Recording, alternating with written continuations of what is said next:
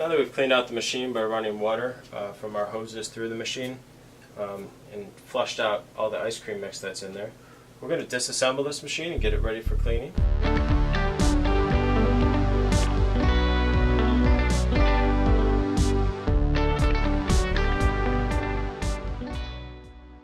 I find it easiest to start right here with the door, since we're already here.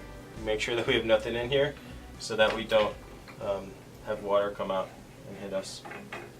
Take our screw off. Put everything in our bucket so we can go clean it in the sink.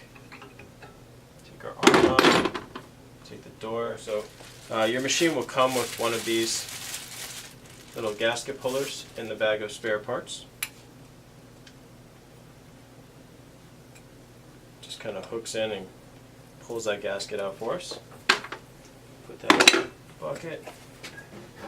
Open our door assembly.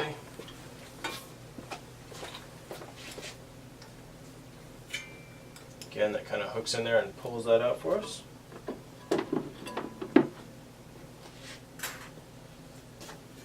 Now I can remove the entire door and bring it to the sink.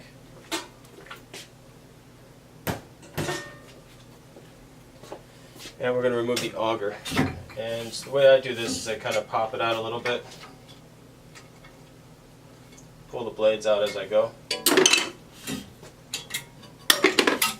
They'll stay in there, but it's easiest just to pop them out now.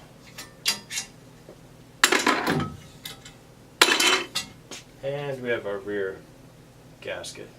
And then we can bring this whole auger system to the sink. And we have all of our parts to clean. After we wash all these parts, we're going to wash, sanitize. We're going to wash out this barrel with a rag and the included brushes. We'll make sure everything's nice and clean. We'll leave it air dry overnight, and we'll be ready to make ice cream again tomorrow.